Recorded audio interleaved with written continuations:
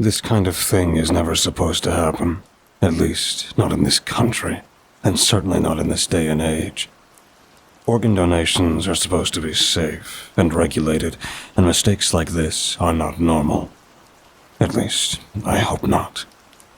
I'm old enough to remember a time in my small town when we didn't even have a hospital, and now our little burg has a full clinic and even a couple surgeons. It used to be that if you stepped on a rusty nail, or your uncle had an accident in the mines, or a meemaw fell off her porch, you'd ring up a friend and they'd drive you over to Ivory or Haverton or wherever they'd build the newest and nearest hospital, and you'd hope you didn't die on the way there. Sickness is different, though. When your small town's entire economy survived off of the slowly declining output of one of the oldest iron mines in the state, you tend to have a lot of men getting sick. And it's not always something they can just drive you over to the next town to fix. Silicosis, heavy metal poisoning, and lung cancer are our neighbors here. Each their own grim reaper we all expect to come knocking at some point. I was just a kid when I was diagnosed. My parents called it my ailment, but Dr. Hill at Ivy Presbyterian called it restrictive cardiomyopathy. The muscles of my heart were too stiff, likely caused by hemochromatosis. Too much iron in my blood. All things considered, though, it didn't hold me back too bad. Sure, I never fulfilled my dad's dream of going to play for Tennessee State, but I still earned my degree. And sure, I did have to ask my prom date to slow down a few times so I could catch my breath on the dance floor, but she still eventually agreed to marry me. When I graduated, my wife and I decided to move back home. Things had changed enough in our town that there were more career options than mine workers or general store cashier. I ended up using my degree to manage a small accounting firm not too far from my parents' house, and when my mom passed on back in '96, we inherited my childhood home. I wish I could say my life was just one big happy success story, but that just ain't realistic.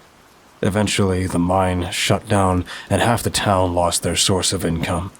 Businesses closed, not many people needed accounting managers around here, and suddenly I found myself out of a job too. I took a position managing a local hardware store instead, and while money was tighter than it used to be, Henrietta and I managed to survive. It didn't help that my heart was getting worse. Every passing year it was a little harder to walk up the stairs to our bedroom, and every year the doctor's visits became more and more frequent. "Martin, honey, I wish you'd consider moving. You could be so much happier at a job in another town, and it would be so much easier to get you care when you needed it," Henrietta said to me from behind her coffee one morning. I lowered my magazine and looked at her. It wasn't the first time we'd had this conversation. I had to admit, she made many compelling appeals, but this was our home. Everyone and everything we know is here, Hen. I sighed. "Because they're stuck here, Martin. They have mortgages to pay off and kids they need feeding, and jobs that they're happy with. We don't have any of those. We're free to go, to build the life you'd planned for." It wasn't the first time she had said something to that point, but every time I heard it, it softened my stiff heart just a little to the idea. We'll see. Next year, maybe. It was 5 years later, in that same home, that my wife passed on. Blood cancer. Sometimes a place can take everything you have and find a way to take more. It was about a year ago when I resigned myself to let my body give up on me, to let my weak heart strangle me whenever it saw fit. A transplant was nearly out of the question. My folks had both came from out of state, and there weren't many people dying nearby with AB negative blood. I decided to skip my yearly checkup, and Dr. Hill, who semi-retired to my hometown but still helped out when needed, personally called me up at my job to ask me to reconsider. He'd overseen my condition since I was a boy, and we'd grown to be friends as we'd aged. "Martin, if you don't come in, I can't guarantee you have long left. Your heart is manageable, but you need medication and care." What if that's not what I want anymore, Pete?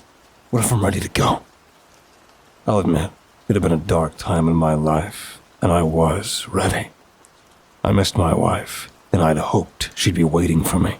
"Martin, that's not what Henrietta would want. You know that as well as I do." His words stung. He was absolutely right, too. But of course, I wasn't ready to hear it. I hung up and went back to work. People weren't going to cut their own plywood. It wasn't until about 6 months ago that a miracle happened. At least, a miracle for me. I received the phone call at 2:39 a.m. on July the 5th. I'd only just managed to fall asleep after a night of watching the neighbors' kids try their best to light fireworks in the pouring rain. I groggily answered the phone. Dr. Hill's voice greeted me, simultaneously somber and excited, as though he were ashamed to be happy about something. Martin, we've got some bad news. There was an accident in town. Some biker from out of state. He was passing through tonight and, the rain, he's brain dead, Martin. But his heart, he'd be a match for you. I had my boots on by the time he said the man was brain dead. The town clinic was small, not quite just a doctor's office anymore, but a far cry from a complete hospital. Still, though, they had a morgue and a surgery room, usually for tonsil removals or appendectomies. Dr. Hill greeted me at the front door and took my umbrella.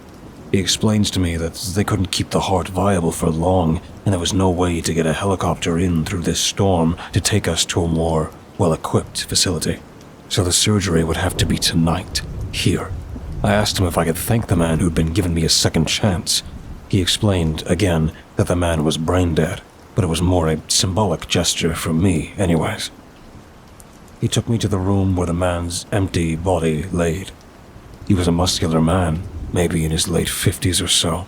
Lanky, long, gravelly auburn hair hung from his head, partially caked in drying blood. His dark complexion, tanned from years of exposure to the elements, was paling and quickly yellowing, seemingly before my very eyes. Breathing tubes and an oxygen mask obscured the man's face, but I could make out a long, braided beard. The man was covered in tattoos. Torn and bloodied skin hid detail from me, but the dark and faded markings on his skin wove a tapestry of artwork, none of the symbols or designs recognizable to me. There was only one single tattoo that remained unobscured and undamaged, located squarely on his right forearm. It was striking. A spiraling serpent devouring its own tail. Ouroboros, I think it's called.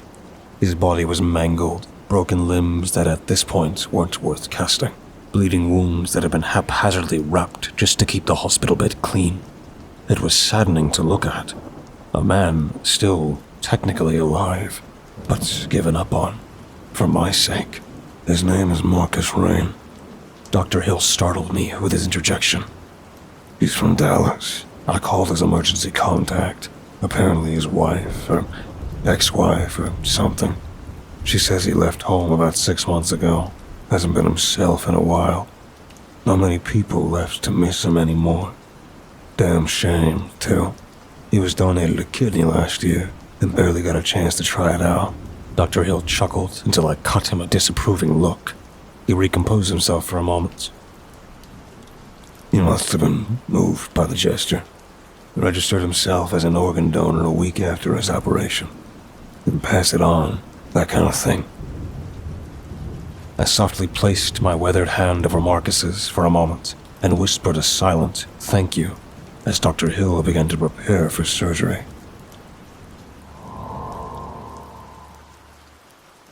I woke up the following evening.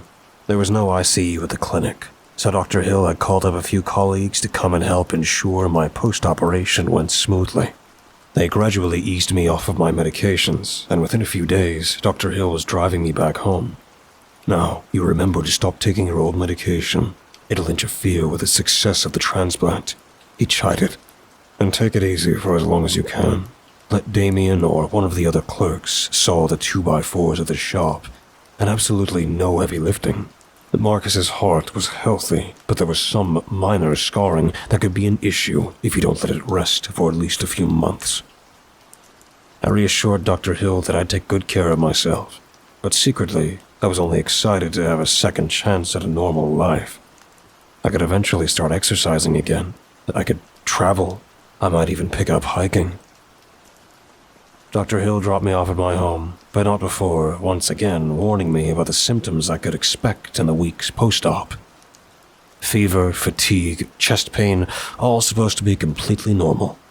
I reminded him that those were things I'd lived with my entire life, and thanked him again before he helped wheel me inside. It was only a week or so before I was comfortable enough to stand again, and not too long after that I had a barbecue to celebrate my recovery. I invited the whole neighborhood, and of course the entire local medical team who had provided such a miraculous surgery. I bought a new grill from my store and spent the entire weekend doing yard work and preparing my house for guests. Dr. Hill was one of the last to arrive, and sternly discouraged me from doing any more manual labor and reminded me that I wasn't even supposed to be eating red meat because of my blood pressure. As I served him his plate, I shrugged him off and told him that I felt completely fine, and that I just felt like eating steak. It was about a month post-operation that the complications first began. I had indeed started hiking as I'd planned to, and I'd never felt more refreshed until one afternoon. I had hardly begun my first uphill stretch when I felt a sharp pain in my chest. It wasn't the typical dull tightness I'd been used to all my life, but a stinging jab that overcame me for just a moment before subsiding. I called Dr. Hill once again, and he begrudgingly reminded me that he was technically retired, and that if I was going to continue to ignore his medical advice anyway, I should call up the local clinic instead. That stung a bit, but once again, it's not as though he were wrong. I checked myself into our town's clinic, and a young doctor greeted me and sat me down for my appointment. I explained to her my recent chest pain and the advice that Dr. Hill had given me, and she patiently explained to me that chest pain was entirely normal post-operation, even as far out as months after the transplant. She urged me to listen to the advice I was being given and take as much time as I could to relax. How could I begin to explain to her that I'd had to relax my entire life, and I finally felt like I had the energy to live? I thanked her, begrudgingly, paid my copay for the visit, and set off towards home. It was less than a week before the urge to be more active again finally overcame my will, and I began to hike again. The chest pain returned every few days, never lasting more than a few seconds or a minute at most. I was completely fine with momentary discomfort. After all, I still had breath in my lungs and energy to spare. This new heart was just settling in, I told myself. After all, it was supplying a whole new body with a lifetime of energy that had been stolen from it. It was 2 months post-operation that the varicose veins appeared. I'm not exactly a spring chicken, but I didn't think it was normal for those to appear quite so soon, or so suddenly. I decided that it would be best if I avoided the doctor entirely for this one. I pulled out my old work laptop and booted up my internet connection and Googled something for the first time since my wife's doctor told us she had myelodysplasia. Search results indicated about what I'd expected. Varicose veins can appear due to stress, aging, and high blood pressure. That had to be it. My new heartbeat with a vitality and strength that my circulatory system just needed time to adjust to. I excitedly laced up my hiking boots and left on my new trip up the mountain. I remember making it just past the out-jutted rock you could see from my backyard when I must have blacked out. I woke up in a hospital that I didn't recognize, surrounded by doctors I didn't know, and hooked up to equipment I'd never seen before. They explained to me that I'd collapsed on the hiking trail and had been found a few hours later by a local jogger who had gotten me help. I had been moved to a hospital in a larger city a couple hours away, and it was determined that the local clinic was unable to properly assess me. I was badly sunburnt and very dehydrated, but what concerned the doctors the most were my scan results. They showed me a few graphs, some charts, and finally, my scan images, and I had a hard time making out what I was seeing. The doctors explained to me that what had initially been interpreted as scar tissue by Dr. Hill on my new heart was in fact an aggressive form of cancer. Hemangiosarcoma, they guessed. A cancer of the blood vessels that had apparently gone undiagnosed in Marcus before his death. It had metastasized in me and begun to spread through my circulatory system. The doctors explained to me that my chest pains and my varicose veins were all early warning signs that could have been detected if I'd been taken to a competent facility sooner. They gave me about 5 months to live and sent me on my way. Dr. Hill seemed a little overly smug as he picked me up from the hospital. You know, I used to work here. It's where I first diagnosed your heart issue when you were a boy. I shrugged, not enthused to endure his I-told-you-so old man smugness on the 2-hour drive home. Jesus, Martin, why is it so hard for you to listen to me? You've never been like this. You should never have started hiking. You shouldn't have gone back to work so soon, and you certainly shouldn't be eating so much red meat. The doctors in there told me that as they were wheeling you in, you vomited a half-pound of pork sausage. What the hell's gotten into you? Who was he to scold me like that? He may be 20 years my senior, but he sure as hell wasn't my father or my minister. Hell, he wasn't even my doctor anymore. I spat back at him. If I hadn't gone hiking in the first place, they probably never would have found the cancer that you missed. The cancer that you put into my body, Peter. The car ride was crushingly silent on the way home. My anger towards him bubbled inside, and I silently enjoyed the sensation of my blood boiling, an emotional luxury my old heart never could have afforded. I felt a hotter anger than I had ever experienced before. He dropped me off at home and snidely said to me as I exited the car, "If I hear you keep acting like this, I won't be there next time to pick you back up." I was going to ignore it, and I began to walk back inside when I heard something. A small, quiet voice in the back of my head. No one gets to talk to me like that. I was only taken aback by this sudden inner monologue for a moment before I instinctively agreed with it. I turned around and ran back to Dr. Hill's car. He was starting to drive away when I reached out and I furiously banged on his window. He stopped his car, rolled the window down, and looked at me like I was insane while he began to ask what the hell I was doing. I swiftly interrupted him. "Who the hell do you think you are, Peter? No one gets to talk to me like that. No one. Especially a washed-up retired surgeon who can't even identify a tumor growing in a heart when he sees it.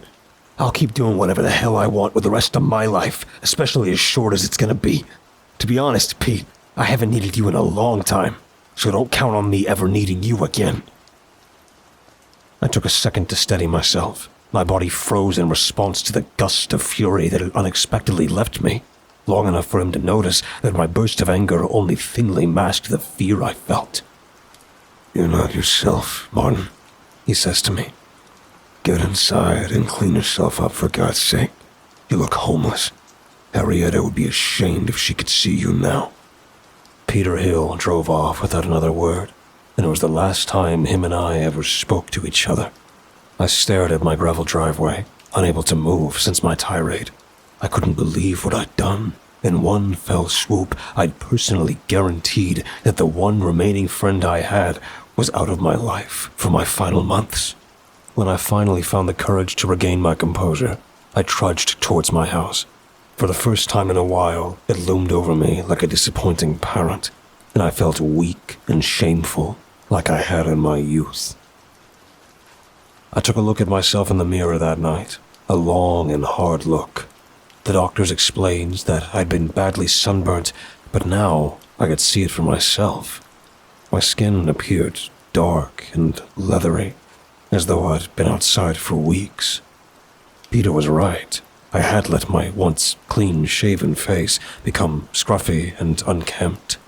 The hairs that had begun to sprout from my face were unkempt and bristly, unlike the neat and thin hair I had been accustomed to shaving daily. The varicose veins sprawled under my skin, ever darker and blacker than when I had left for my hike early that morning. They had started to extend further, too, now twisting and spiraling across my arms, culminating in clusters that washed my skin with mottled darkness. It wasn't until I looked at my right arm that I noticed a group of them clumped together in an unnatural shape, darker and neater than the rest of my veins, distinctly circular and neatly positioned below my wrist. The image of an Ouroboros tattoo marked on a dead man flashed in my mind before I put the ridiculousness of the notion aside.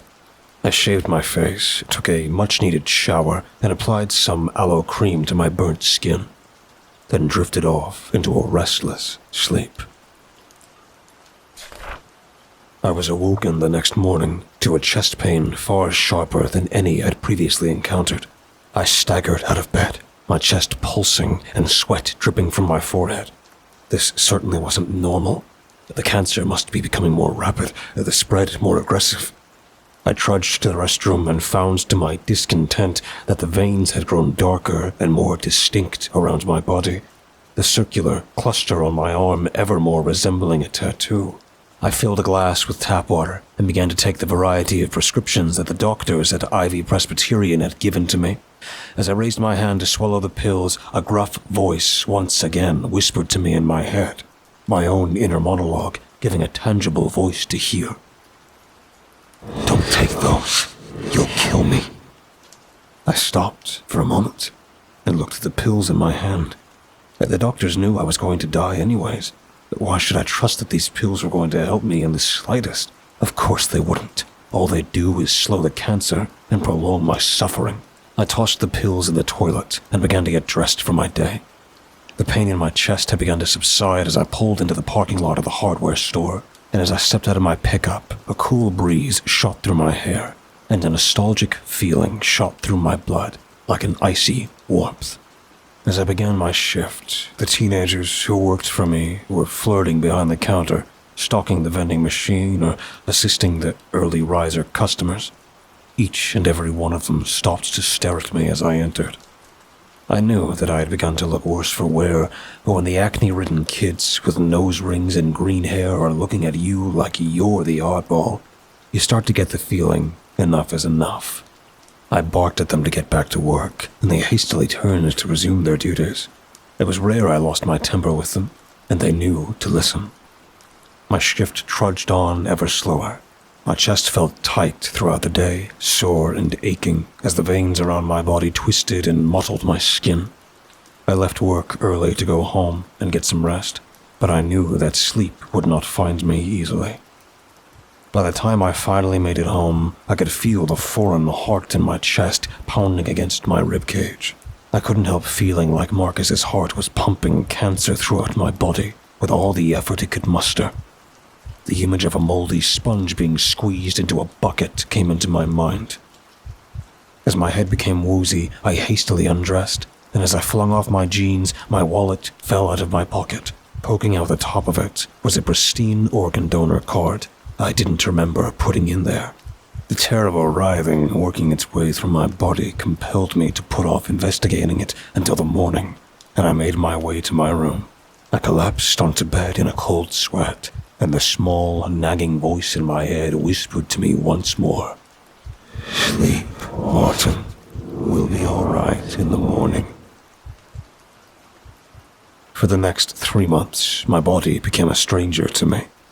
The dark veins that had first appeared as faint, wriggling streaks now sprawled across my skin in intricate, angular patterns. They didn't just grow, they etched themselves, deep and deliberate, into shapes that seemed almost purposeful. My arm bore the clearest mark, a perfect Ouroboros, coiled and unbroken. The black veins so thick they rose under my skin like cords straining against a taut surface. My skin had toughened as though it had been stretched too far and then left out to dry. It wasn't just leathery, it was unnatural. It didn't even feel like skin anymore. The changes didn't stop. My beard, once sparse and graying, grew back wild and rough, its deep auburn hue swallowing the gray. My hairline, long receded, seemed to march forward, strands of that same unfamiliar auburn forcing their way through the silver black. I stopped looking in the mirror altogether. It only made me feel more alien in my own skin. And then came the growing pains. It began with an ache, sharp and deep, shooting through my arms and legs in the middle of the night. I thought it might be my joints or some side effect of my failing body, but then I noticed my clothes, the shirts pulling tight across my chest, my jeans creeping higher up my ankles. At first I told myself it was swelling or water retention or literally anything but the obvious truth. By the time I finally measured myself, I'd grown nearly 3 inches taller. My limbs stretched as though my bones were being pulled apart slowly, deliberately. My joints ached constantly, my body struggling to keep up with the unrelenting rhythm of a heart that wasn't mine. My spine hunched, vertebra protruding far further from my back than they should. But nothing compared to the pain in my chest. It was more than pressure or tightness. It was movement. I could feel it. Something burrowing deeper into my skin, snaking through my organs, wrapping around my ribs, anchoring itself to my bones. The pain would come in waves, sharp and searing, leaving me gasping for breath. One night, it was so bad it woke me from a dreamless sleep. I stumbled out of bed, clutching my chest, and caught sight of myself in the mirror. My ribs were heaving, my skin stretched so tight I could see the faint ripple of movement beneath it. My hand flew to my chest. For a horrifying moment, I swore I felt it. The heart shifting, repositioning itself like a living thing searching for a better grip. I doubled over, gagging, and in the midst of the pain, I heard the voice again. Relax. Let it happen. It was louder now, more distinct, not just a whisper in the back of my mind, but something tangible, something there. It wasn't my voice, and it sure as hell wasn't mine to control. The impossible, terrible idea that it was Marcus growing inside of me had gnawed at my mind for a while. Every day the thought became harder and harder to push back, and instead it slowly became accepted as an absolute truth. Somehow, someway, you were still alive in me. The idea haunted me, gnawing at me during every quiet moment I had. It wasn't just the voice, the low, gravelly whisper that urged me to give in to my darker instincts, but the sensations, the impulses, little things at first, easy to dismiss. Then there were the memories, flashes of images that didn't belong to me, the desert skies stretching into infinity, the sting of wind against my face. I saw flashes of burning forests, endless rows of trees that seemed to writhe in the flame. One night, I caught myself humming a tune I didn't recognize, some twangy country dirge that felt as foreign as the veins twisting under my skin. How much of me was still me? How much had been overwritten? I tried to rationalize it. Maybe it was the stress or medication. Maybe it was my own body trying to adapt to the transplant, my brain cobbling together fragments of identity to make sense of the changes. But the more I tried to explain it, the less it made sense. The voice grew louder when I resisted. I'd reach for my pills, and it would hiss at me, sharp and insistent. Don't take those. They'll kill me. Me, not you. It wasn't just the voice, either. My body resisted. The pills felt foreign in my hand, their edges sharp against my palm. My throat tightened when I tried to swallow them, as though I were choking on something too large. When I finally forced them down, I felt sick for hours, nauseous and weak, washed with shame as though I'd done something wrong. And yet, when I skipped a dose, my strength returned. My legs felt steady, my pulse strong. I'd look in the mirror and see the changes, the muscles I hadn't ever had, a flush of sickly, rosy color in my cheeks. But it wasn't my strength. It wasn't my color. Let it happen. The voice would whisper in those rare moments I let my gaze linger on the mirror. It's who you are now. Was it? Was this who I was? Or was I just becoming someone else? I started avoiding people. The teenagers at the hardware store had begun to look at me differently, their conversations faltering when I entered the room. I caught Miss Delaney, my neighbor of 30 years, staring at me through her kitchen window, her face pale and drawn. I hadn't said a word to her, but she flinched when our eyes met. Dr. Hill had noticed it before anyone else had. The last time we spoke, when he drove me home from the hospital, he looked at me with a strange mix of pity and fear. "You're not yourself, Martin," he had said. And he was right. I was losing pieces of myself. Little by little, every day. The way I walked, the way I talked, the way I thought. It was all shifting, tilting towards something I didn't recognize. I wanted to fight it. I wanted to believe I could stop it, but every time I tried, the voice was there, whispering, coaxing, reminding me of the truth I didn't want to face. Whatever was growing inside me wasn't a foreign body. It was part of me. I needed answers. Last month, desperate for anything to make sense, I hired a private investigator to dig into Marcus's life. His online presence was sparse, and the few photos I managed to find of him didn't match the man I'd seen on the hospital bed. Still, I scraped together what I could and sent it off, along with a chunk of my savings. 2 weeks later, the investigator sent me a file. Marcus Rain wasn't a long-time biker. He wasn't a gang member.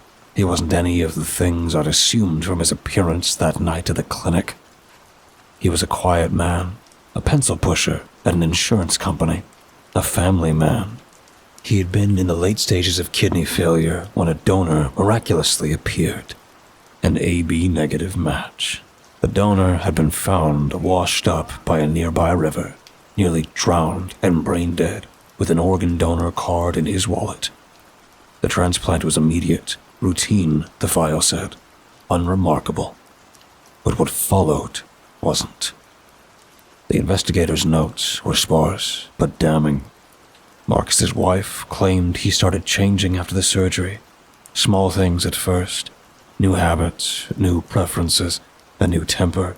He began making reckless decisions, abandoning the quiet stability of his life. A minivan traded for a motorcycle, tattoos that seemed to appear overnight. And then, the violence. By the time his wife filed the restraining order, Marcus was unrecognizable. Not just in his actions, but in his appearance. The file included photos of his tattoos. They were detailed, angular, almost artistic in their precision, but upon closer inspection, I was mistaken. They weren't tattoos at all.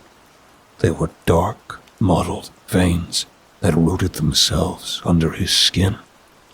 And they matched the ones now growing on my own skin, vein by vein, line by line. I stared at the photos for hours, trying to make sense of it, trying to feel something that wasn't dread. There is something growing inside me, and it isn't Marcus. I've stopped fighting it. I don't think I can anymore. My body isn't mine. My reflection isn't mine. Even my thoughts feel foreign. Day by day, I can feel it spreading. My skin stretches to keep up with the changes. My muscles twist to accommodate my growing frame. Beneath my hair, thick and auburn, I feel bony bumps forming, hard and sharp, pushing against my skull. If anyone finds my body, please, I do not give consent for my organs to be donated. I keep taking the stupid card out of my wallet, but whenever I leave home, a new one appears in my pocket anyway. Putting this online seems to be the only way to get this warning out as quickly as possible. The devil is growing in me. I know it. I've never been afraid to die. It's always been on the horizon for me, and I know I'll be with my Henrietta. I just hope she still recognizes me.